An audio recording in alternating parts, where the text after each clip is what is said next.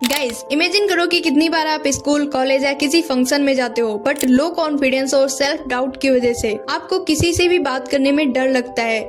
आप सोचने लगते हैं कि कहीं मैंने कुछ गलत तो नहीं बोल दिया या फिर मेरी बातें किसी को अच्छी नहीं लगेंगी तो क्या होगा। और इन्हीं सेल्फ डाउट की वजह से लोग आपका मजाक भी उड़ाते हैं, आपकी इंसल्ट भी होती है। बट डोंट वरी गाइस, आज मैं इस वीडियो में सेल्फ कॉन्फिडेंस को बिल्ड करने के 7 प्रैक्टिकल वे शेयर करने वाली हूँ जो बहुत ही इजी, इफेक्टिव और पावरफुल है और इन्हें अपनी लाइफ में अप्लाई करना बहुत इजी है।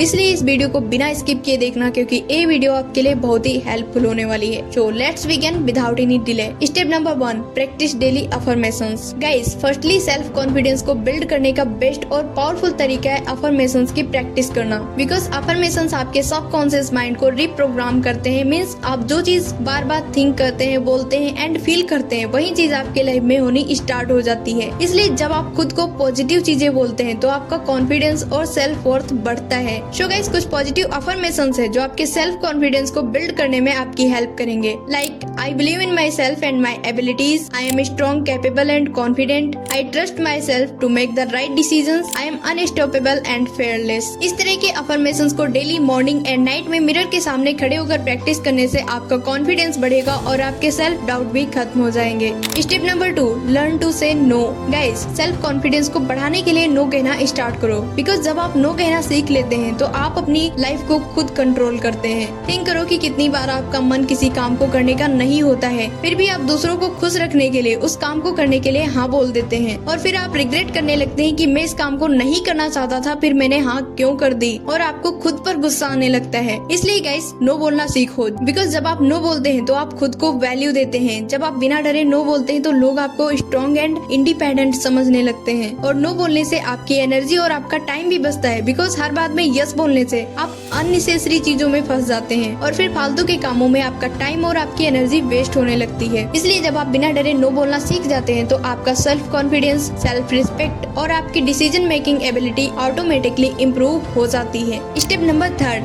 Only answer what you have been asked. आपने देखा होगा या फिर नोटिस किया होगा कि जब आपके स्कूल या कॉलेज में आपसे कोई क्वेश्चन पूछा जाता है जिसका आंसर सिर्फ यस या नो में देना होता है, बट आप उस टॉपिक को बहुत ही लॉन्ग फॉर्म में एक्सप्लेन करने लगते हैं और ये ओनली आपके लो कॉन्फिडेंस की वजह से होता है। बिकॉज आप सोचने लगते हैं कि क्या मैं जो बोल रहा हूँ वो सही भी है या नहीं। और यही आप एग्जाम या इंटरव्यू के लिए जब जाते हैं तो सेल्फ डाउट की वजह से आप आंसर को बहुत ही घुमा फिरा के लिख देते हैं, जिस वजह से आपका आंसर अनक्लियर हो जाता है, जो कि आपके लो कॉन्फिडेंस और सेल्फ डाउट को दिखाता है। इसलिए गाइस, आपसे जो पूछा जाए उसका एक सीधा और रिलेवेंट आंसर देना सीखो। ऐसा करने से आपका टाइम भी वेस्ट नहीं होगा और एग्जैक्टली वही आंसर देने से जो आपसे पूछा गया है तो ये दिखाता है कि आप अपने आंसर से 100% श्योर हैं और इससे आपका कॉन्फिडेंस भी बढ़ता है। गाइस, हमेशा याद रखो कि being specific and straightforward is a quality of confident and calm people. Step number 4, improve your dressing sense. Guys, आपने नोटिस किया होगा कि जब आप अच्छे से ड्रेसअप होते हैं तो आप अंदर से बहुत ज्यादा कॉन्फिडेंट फील करते हैं। इसलिए हमेशा ऐसे क्लॉथ्स वियर करो जो आपके लिए परफेक्ट हो, आपको पसंद हो। बिकॉज जब आप अच्छे दिखते हैं तो आपका कॉन्फिडेंस ऑटोमेटिकली बढ़ जाता है। और इसलिए गाइस, आपको हमेशा सिचुएशन के अकॉर्डिंग ड्रेसअप होना चाहिए जो आपको एक कॉन्फिडेंट पर्सन बनाता है। सो गाइस, इसलिए आपको अपनी ड्रेसिंग सेंस को इम्प्रूव करना चाहिए। Step number 5, improve your body language. आपके वर्ड से ज्यादा आपकी बॉडी लैंग्वेज आपके कॉन्फिडेंस को दिखाती है। लाइक, अगर आप झुककर खड़े होते हैं, झुककर चलते हैं या फिर झुककर बैठते हैं तो आप बहुत ही नर्वस और अंडर कॉन्फिडेंट दिखने लगते हैं और लोगों की नजरों में आपका इंप्रेशन अच्छा नहीं बनता।